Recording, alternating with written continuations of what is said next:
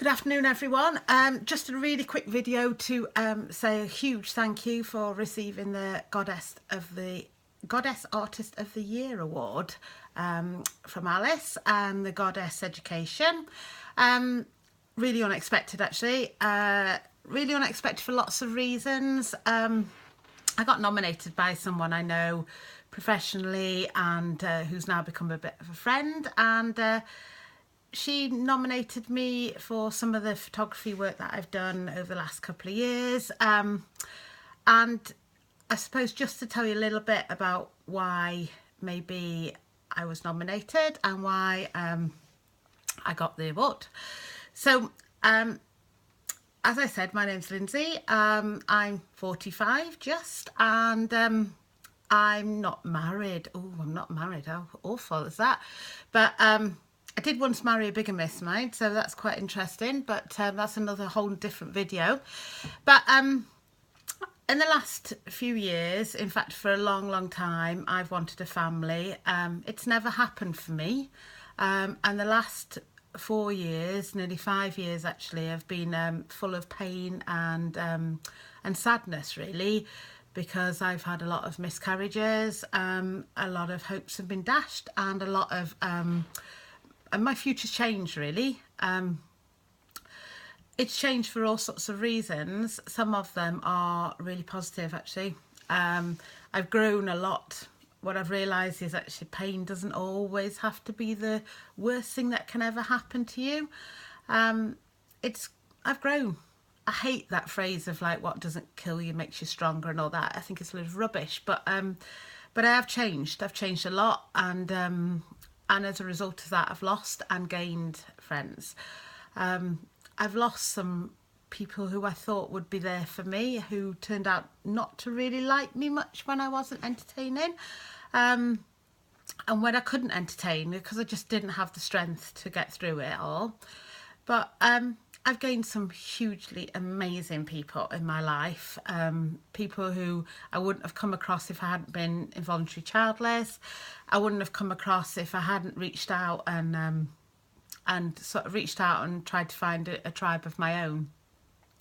It's a lonely place sometimes, really lonely place sometimes, but it's not all awful. And I've done a lot of photography in the past.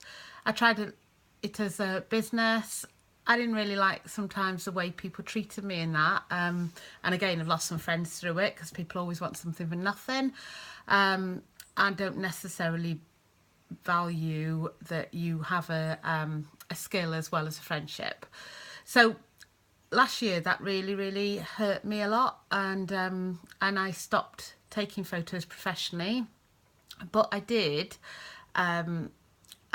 keep taking photos on my iPhone, and that's not a plug for iPhone, it's just because you can use any bloody phone you want. But what it taught me is that you don't really have to have all the fancy gear to reach out to people and to reach out to yourself, really. So I started taking walks at lunchtime from work, and just looking around me and being, I hate this, all the stuff that goes around being grateful, but actually I just needed to look and see what the world was like out there, and that my grief wasn't necessarily something that needed to consume me. I don't have any notes from this, so obviously it's like it's right from my heart at the moment. But and I started to look around me and look up in the sky and see the blue sky and the clouds, and look down and see the fallen leaves and the way the dew sits on just a normal grass lawn. I started to look for patterns, and I started to share it on Instagram. So I've got an Instagram account, which I've changed the name to, which is Lindsay's Empty Space Project. So the empty space for me obviously is partly my womb, which at the moment is redundant and probably won't. I've got an unexplained thing that happens, and probably never will be filled with what I want it to be filled with. But I'm not empty as a person. I think people struggle with people who are childless sometimes because we don't fit so well. But actually, who wants to bloody fit anyway, to be honest? Who wants to fit? It's okay just to not fit and just be yourself. So that's what I've tried to do. And I've become a different person. I don't take so much shit anymore, I've got to be honest with you. And I'm a lot more secure about who I am.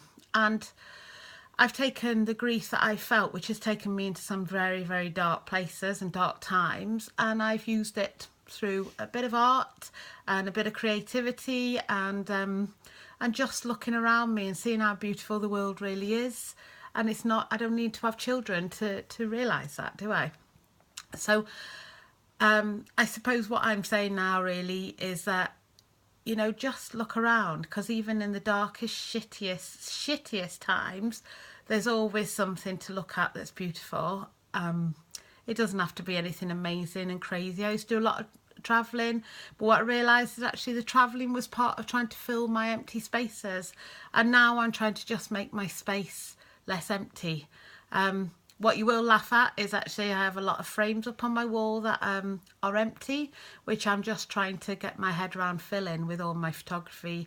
That's something I haven't been doing. They've all been in a pile on the floor, and now they're up on the wall. So that's the next stage. So your healing is never finished, but you can get through lots and lots of stuff if you put the effort into it. As part of my recovery, I engaged in a few retreats and spent some time in silence and some time with other people that I'd never ever had anything to do with. And I also trained to be a grief recovery specialist, and that's what I'm taking forward now. So I've just set that up because it helped me a lot. It's a method anybody can use. You don't need like 40 years of like analysis. It's just about moving forward and completing on some of the crappy relationships that go around and go along with grief. I had some awful things to like work through in terms of how I felt disappointed by people. But you know what? Actually, I just have to make the effort. And once I've made the effort and realised that not everybody is going to come along this journey with me, I realise that actually it's okay, and we're all okay. And us childless women, we're bloody amazing. I know some amazing people because we have had to develop a different life for ourselves. Things don't always turn out the way you expect them to, but it doesn't mean to say you're a disaster. So that's longer than I expected, actually. Gosh, sorry about that. But just want to say, grief doesn't always kill you. It doesn't necessarily make you stronger, but vulnerability is amazing. And from vulnerability, you just become like, I don't know. It's really difficult to explain, but for me, vulnerability and accepting it and going out then and being proud of who I am and what I've been through has made a huge difference to me. Last year I did, I committed to doing a speech in August at a local Ignite. So Ignite Cardiff's been going for a while, but I did the first Ignite Swansea and got up there and talked about how to support a friend through after a miscarriage or pregnancy loss, whatever you want to call it. I got a really good response from that, and it's on YouTube under Ignite Swansea. So if you want to watch it, watch it. It's called How to Share a Shit Sandwich and Always Be the Bread. Because we can't always get rid of our shit, but we can always spend some time supporting somebody. And I hope to do loads more in the future. And that's it really. So thank you very much. And thank you, Esther, for nominating me. Really, really appreciate it. And I won't cry now, I promise. Bye.